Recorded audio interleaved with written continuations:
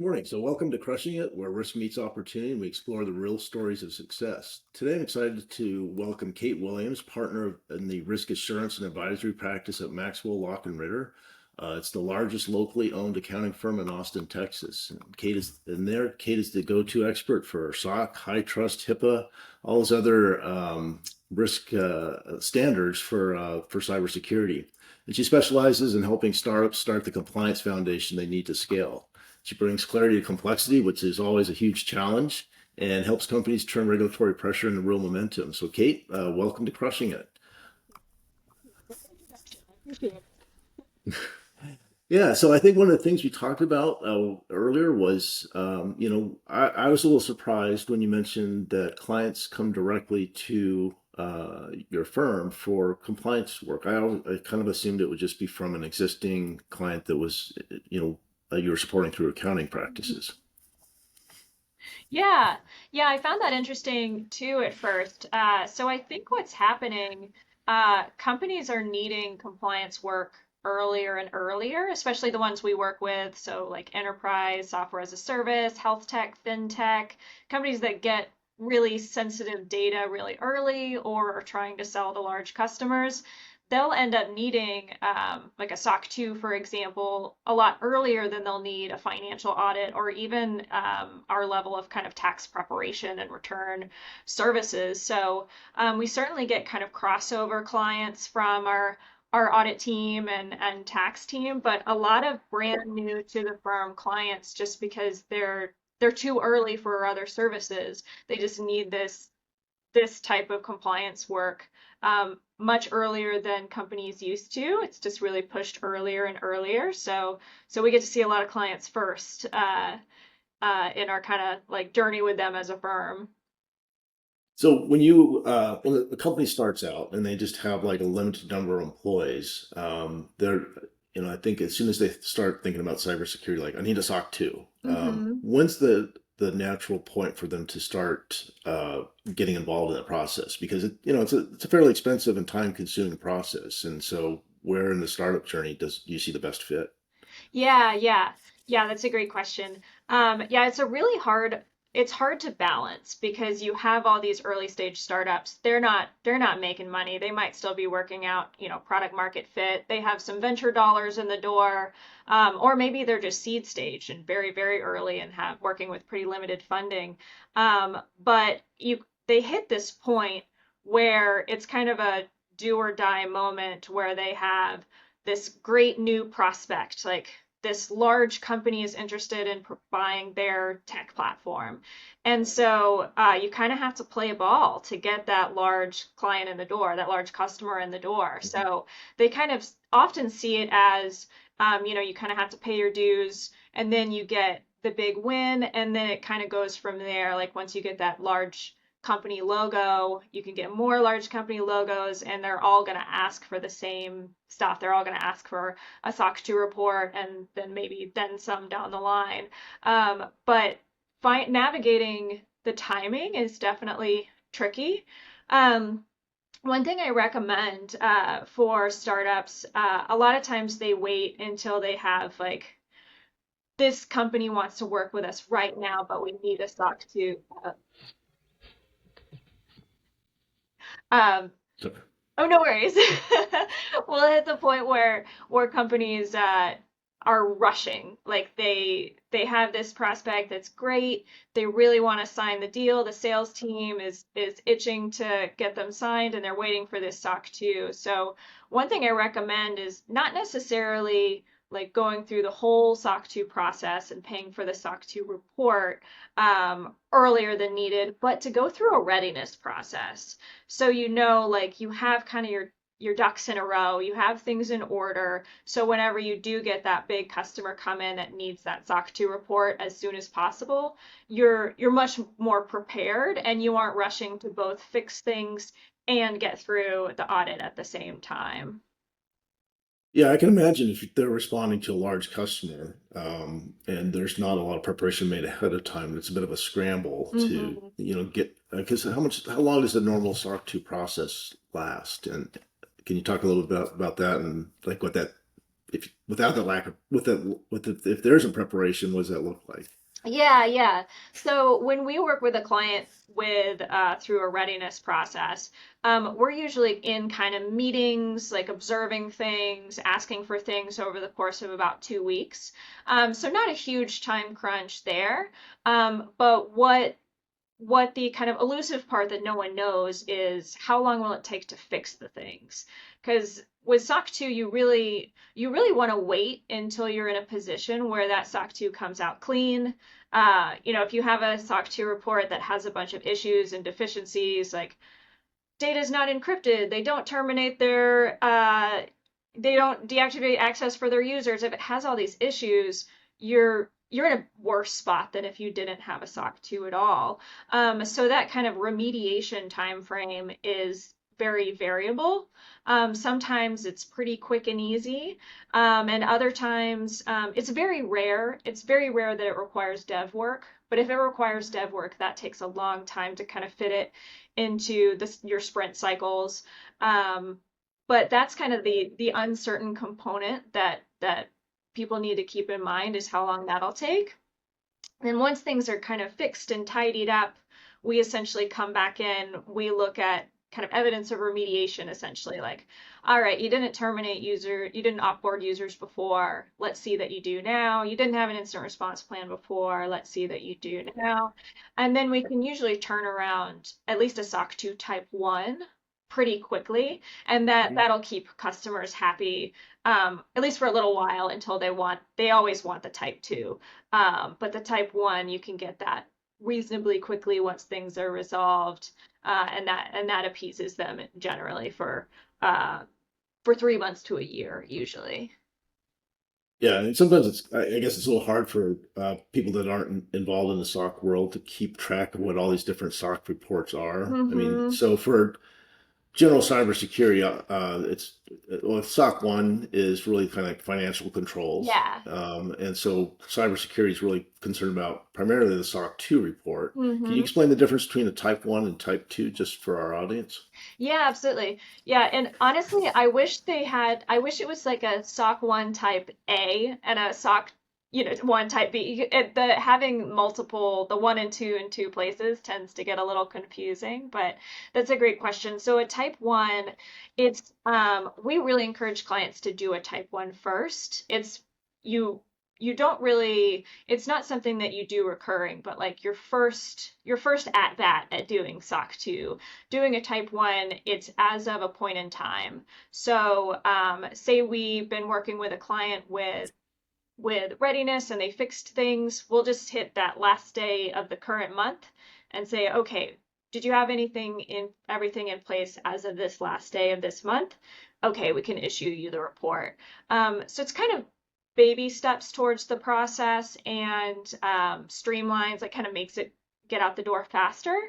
And the biggest thing that makes it easier is it's just a test of one, is what we call it. So you're looking at a SOC 2 type 2, we're testing over a time frame, usually a year. So we'll pick like a sample of changes that we're testing, a sample of terminations to see if access was removed. So you really have to have things in place, picture perfect throughout that whole time frame.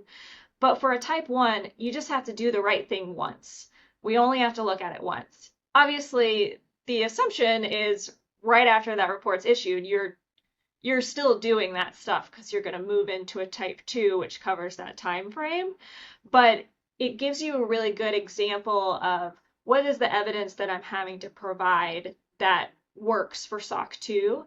And let me just provide that once and like, okay, now I know what that looks like and I'll be prepared to have that all in place and ready for that type 2.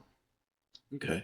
And that point in time report is kind of considered valid for 3 years. Is that correct? No, it's technically valid for a year, Okay. same as the SOC 2 Type 2.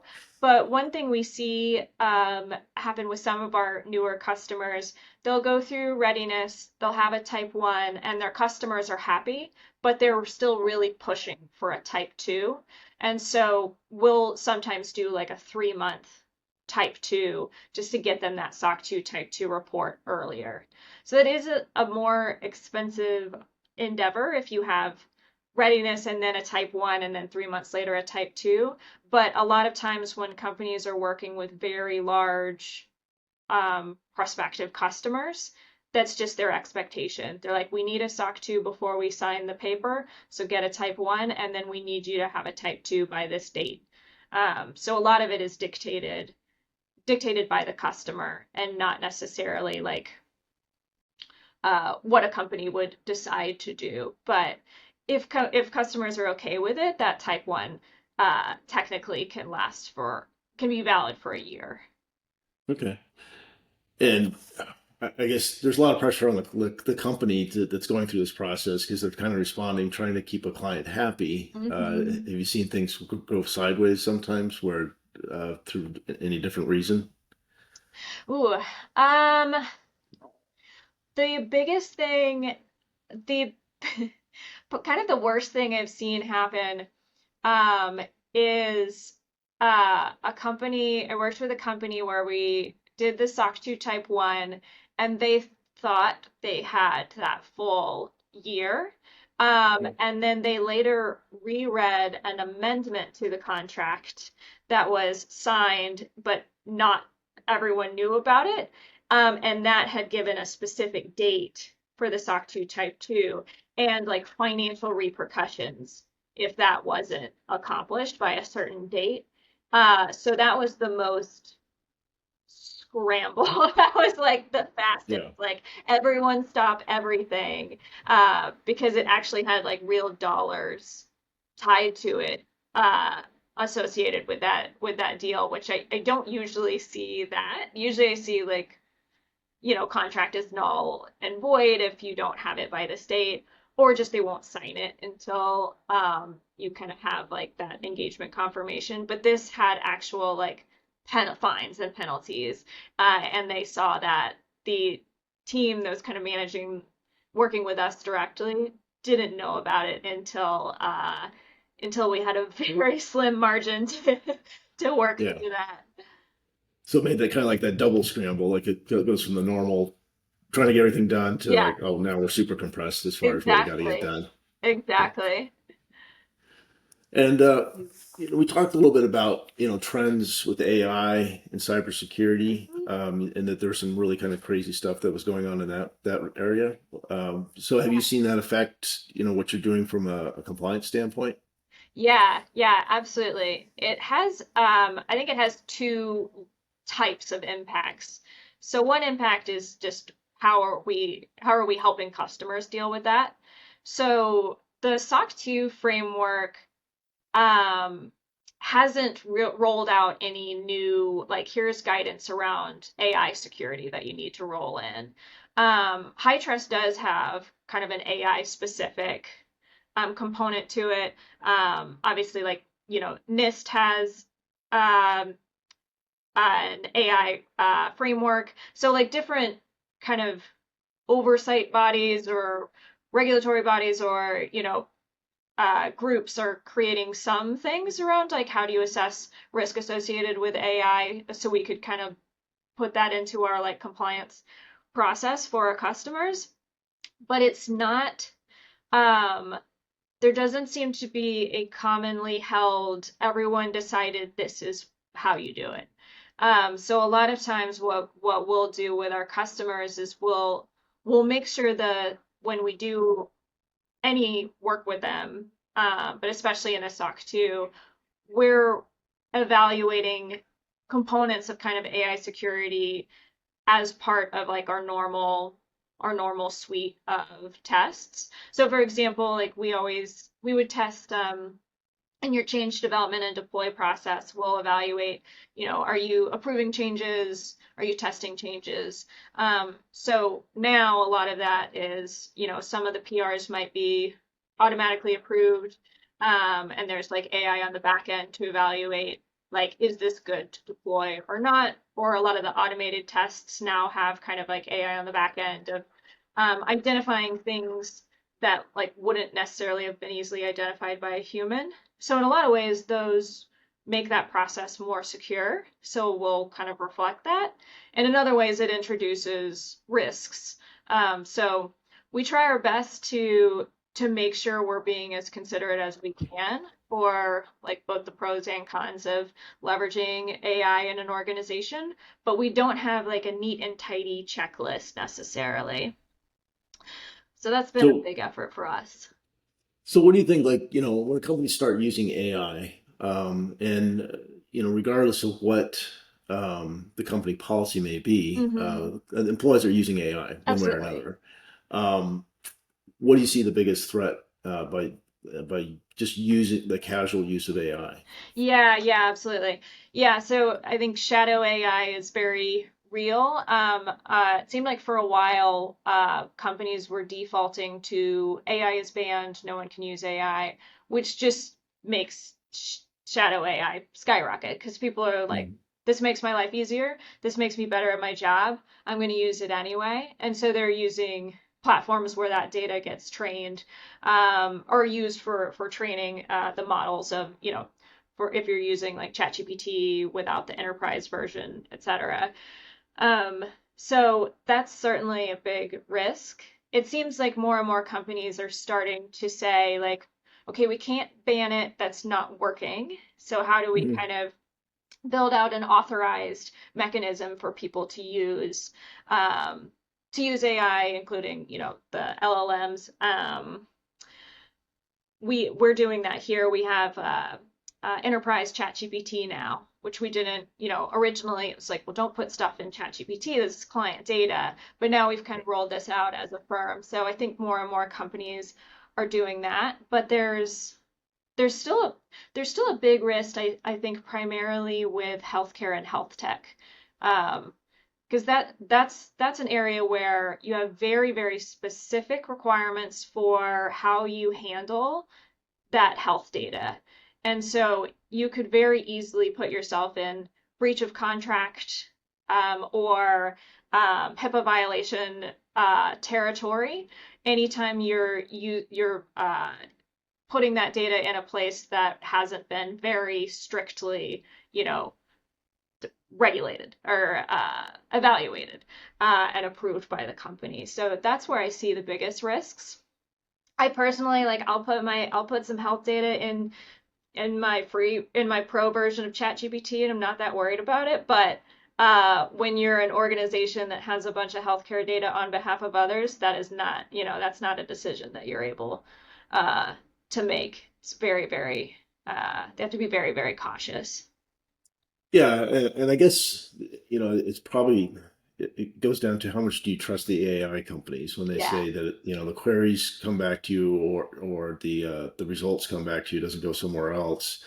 And looking at some of these agreements, it seems like it's changing a lot Yeah. from different companies, and then it's like you're trying to nail them down to what exactly do you do with the data, Right. and where's it written, and what can I rely on? Absolutely. Are you seeing that as well from different organizations? Yeah, yeah, I am. One thing that I think has been interesting is it seemed like people pretty immediately trusted Microsoft's AI offerings. Um, and I think that's just like a we trust Microsoft, therefore we trust, anything Microsoft creates.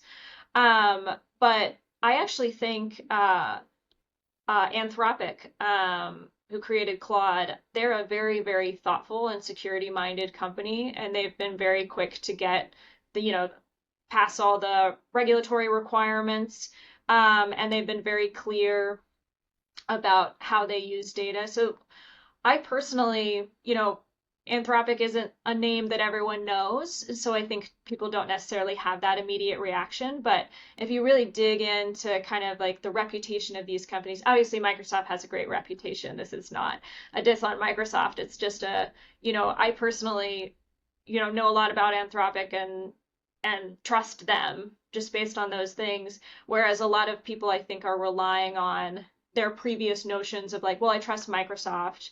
maybe I trust Google, but not as much as Microsoft. People have these kind of notions that they're Right. applying to their sense of what companies are good and what companies are perhaps a little sketchier.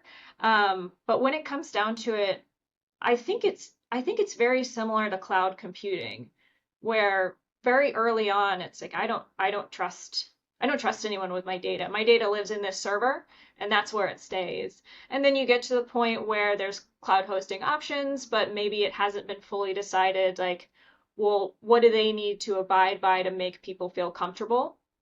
But now you have AI companies that have SOC 2. You can have a BAA with them for HIPAA. You're having, well, in more limited cases, but you're having these, it seems like it's going the way of cloud computing where companies are realizing like to really have the enterprise play, you need to com comply with these specific things.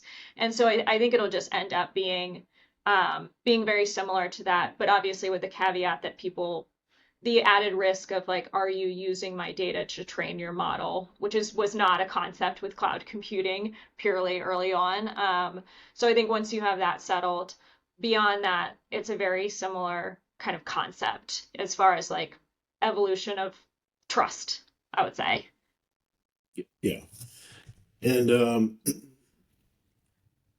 do you now when you do some of these assessments, does it include the AI use? I mean, because it seems like there's more questions being asked about AI, whether it's from insurance or assessments or compliance. So is that something that you look for, like you discuss when you're going through the certification process? Yeah, yeah, yeah, absolutely. Um, yeah, AI risk and governance is an area that we want to be involved in, that we want to be present in. And it's kind of happened by necessity, just because we really need to understand the risks associated with AI use to be effective um, stock auditors and kind of HIPAA assessors. Like we need to understand those risks because it impacts the security of data for a company. So just by design, we've kind of incorporated that knowledge base. And so now, like if a company just needs something layered on around like compliance associated with the use of AI, like how do I make sure I'm using AI and still complying with HIPAA? We could share thoughts on that, or similar with SOC 2. So that's kind of an area that we're seeing a lot more questions on, and we've just like had to stay savvy about. Yeah, it seems like AI is kind of going through the cycle, where, everyone kind of glommed onto it as far as they're using it, they're excited about it. Mm-hmm. And I think that that's still continuing. But where we're kind of at the top of the hype cycle where AI is going to change everything. Yeah. But now that, companies are starting to look at and say, well, as they're trying to apply it beyond just the generative AI, just answering questions and kind of reorganizing people's thoughts in writing. I mean, it's been like a very quick match for marketing, Yes. but moving to other parts and trying to get AI into your systems, I think, it looks like there's this normal challenges of any engineering or IT project where people need to define what they're trying to accomplish with it before they start saying, I'm going to use it for my decision making or use it as far as our process. Um, have you seen that kind of struggle within the companies that you've been talking with? Yeah, yeah, absolutely.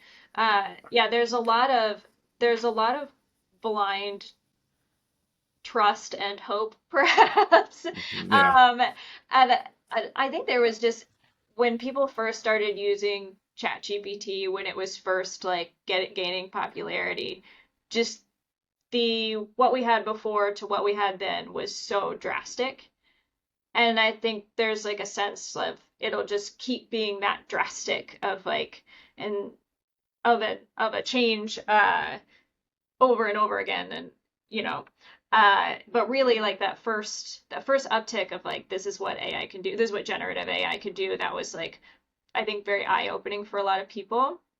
But when you really get into leveraging AI, especially not things that aren't generative AI, which I think is very effective. Like marketing speak, like you said, I think content generation to start with that you just edit, I think that's a game changer. But really building it into systems and into day-to-day workflows, I think it's been really hard for companies. I think part of it always is like the people part of like, well, my people do this and this and this, and that's what they know. And so you're like creating a different process with the added layer of are now our people thinking like, is this going to replace my job?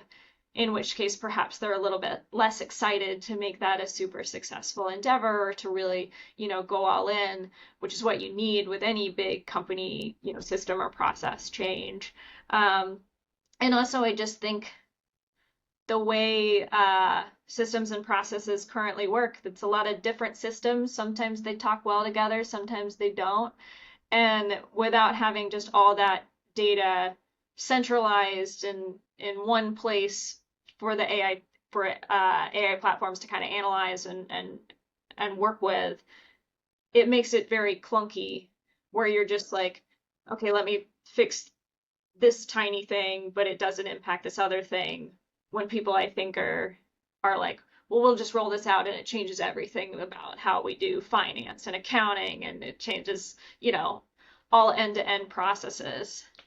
It's not quite that way now, at least. Yeah, yeah, because I think I saw a report from a very highly esteemed consulting company that said for financial services that a company has to go all in AI and completely transform all the processes through AI in order to be successful and kind of move into the being successful for the next going forward. Hmm.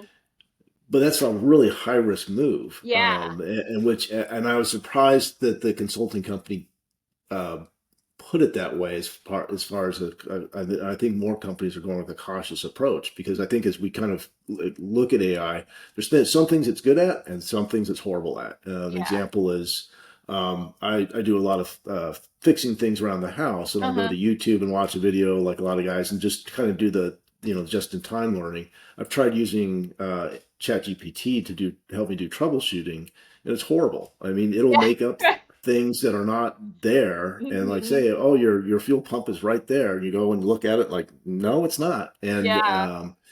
And it's like it's a very helpful. I think of it almost like a very helpful friend, but Yeah. they if they don't know, they're not going to tell you, and they just kind of Right. make stuff up, and it's like Exactly. and so it's easy to go off a path, and it's I've found it is rare to get generative AI to say something's a bad idea, Yes. and and I think as far as like it's good at saying responses, but not putting it into context, and so it's got a ways to go. And Yeah. so I think people thinking that it's going to replace their job, I don't think so. It not certainly not to this point. Now, I think one of the things you talked about is it going to keep improving and be more thoughtful in its responses, and that's really what I guess remains to be seen, Yeah. and where we can apply it more into decision making. But I think right now it's that you could see where it could kind of skew a company down a very bad path if they're not cautious with its use. Yeah. Yeah. I absolutely agree. Yeah, the let me tell you what you want to hear and the we don't quite know the complete picture, so we'll make up the rest. Makes it very hard, especially if you're trying to use it for kind of higher level decision making as a business, which um I think could like long term could be a really good use case. And I think currently is still a good use case. Like let me just like spout out some ideas about like what about this new service line idea that I have or that it'll come up with a lot of thoughtful things, but as hard as you try, like hey, don't be nice to me. Tell me the counter arguments. Don't assume Right, I'm right. Like I'll just try to tell it like stop, just be mean to me. Tell me I'm wrong. Like find way, and it right. can't do it. uh, so yeah, definitely a little ways to go there. Yeah, maybe they could come out with a devil's advocate AI Exactly. just to say, no, that idea is terrible. This is why. Exactly. Like, Exactly. ground me in some reality here. And Right. so you almost got the positive friend here. Now you need someone to kind of balance that out Yeah, and definitely. kind of maybe bounce between the different models to get a good decision. hmm So, are there favorite models that you rely on for different reasons? Hmm. So right now, I was an early adopter of just like the regular consumer ChatGPT when it first came out. Have had it on my phone since. I did not like the super sycophantic version. I think it was GPT-4. Mhm. Um, they seem to have kind of resolved some of that with 5. But I feel like I see varying things from like Sam Altman and others in the industry of like, well, we're bringing back some of that because people miss it. I'm like, don't like, um, but for work, with like the enterprise chat GPT, I stick with it's just on 5 and I stick with that. I do like to play with Claude a little bit sometimes, but I couldn't like use it for too much for work purposes or anything. So I would never put like sensitive data in there just because I trust it as a company, but I wouldn't like, you know, it's not company approved. So I would not use it. But I do find it to have very kind of thoughtful responses that give a different, interesting take on things. Are there certain platforms that companies wind up relying on from a corporate perspective? Example is Microsoft. A lot of companies use Microsoft products. Yeah. Do they automatically use Copilot, or do they go out and use some other types of platforms for their corporate use? Yeah. From what I've seen, the larger the company, the more likely they've just done Copilot. And like that's their strategy is bringing in Copilot. And then aside from that, also like kind of leveraging, the AI add-ons to some of the systems that they already have in place. Like, Salesforce has AI capabilities now. And so I'm seeing, I think it's still slow to adopt the bigger the company is. Um, a lot of the companies that I work with are earlier stage tech companies, and I see the opposite. They like have their like vendor listing has like every AI company, um, just every flavor of everything and the AI functionality of anything. They're super over adopters. But once you get to the larger, more enterprise level companies, I think they're like Microsoft shops. They trust Copilot and they're sticking with that for a little while. Um, which I think makes sense if it's hard to roll out anything brand new and in a large company. But I also think Copilot it doesn't feel the same to me in capabilities as you know as like a Chat GPT or a Claude or anything like that. Yeah, I think that the scale of ChatGPT, as far as the data points, I mean, is almost by a factor of 100 as Yeah. far as how large their LLM is compared to Copilot. hmm But it sounds like, a lot of these models are starting to use versions of ChatGPT. Yeah. Like I think Copilot integrates with ChatGPT, or that there's an option. So I think there's different, you may see kind of like a lot of crossover of these models as we go forward. Yeah, yeah, absolutely. Yeah, and I think one thing that's happening with companies with Copilot is like it's just like, all right, well, I'm in Word and I'm in like Office 365. It's like leveraged in the context of how you're doing work with Microsoft products versus like, I feel like people use it less for oh, I want to make this like, uh, this sales content, this marketing content.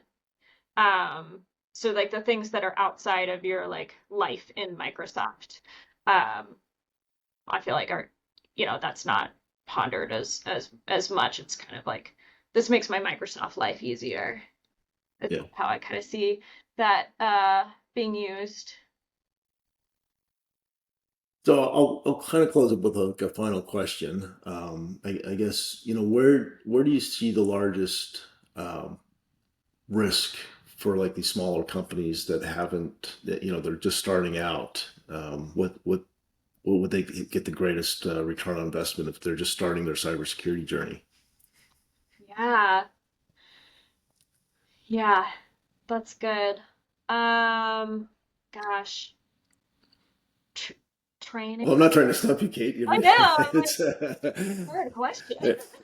uh, Training people. Because I'm just thinking. I don't think it's policies. People don't really read policies. Um, Honestly, like doing phishing simulations.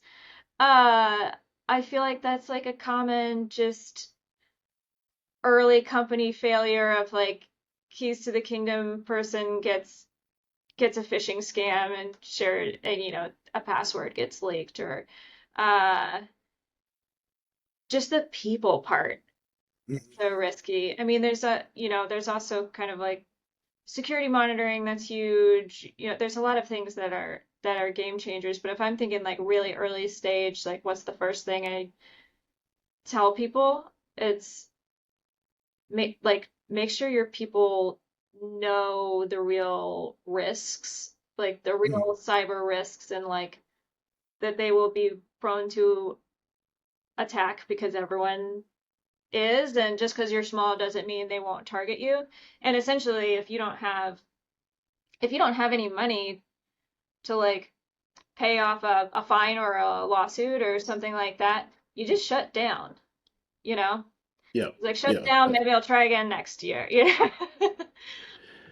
Yeah, that's the thing is, especially for small companies that if they have a major data breach, that Yeah, it's going to be game over, whether through work stoppage or ransom payment or something like that. And it's more than just an IT issue; it's one of corporate existence. And so exactly. that's one of those things. Is I think sometimes small companies they look at the cost of an assessment or the cost of monitoring. They're like, oh, that's too expensive. We'll get to it, when we have money.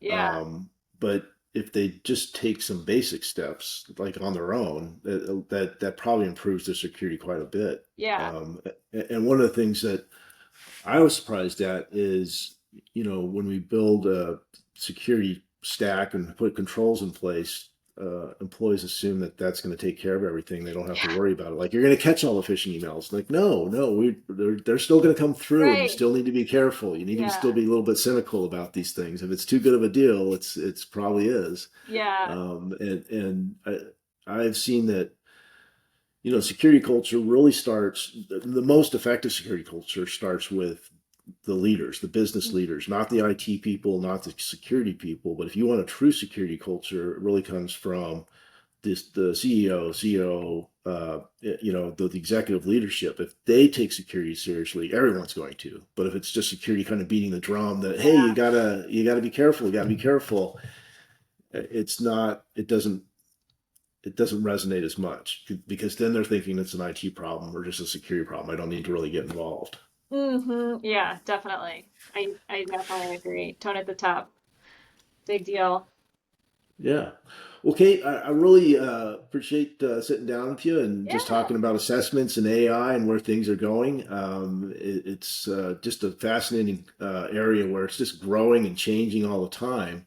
And I think that, keeping up with, the technology's changing, our certifications and, making sure things are correct is going to I think it's going to change very rapidly as well. And so, I think one of those things is, we talked about if you're a small firm is to at least take a basic step somewhere. Like one footstep is kind of the start of that security journey for companies. So, well, again, thank you, Kate, for joining us and crushing it, and we'll talk to you later. Thank you. yeah. Thank you so much. It was a pleasure. This was fun.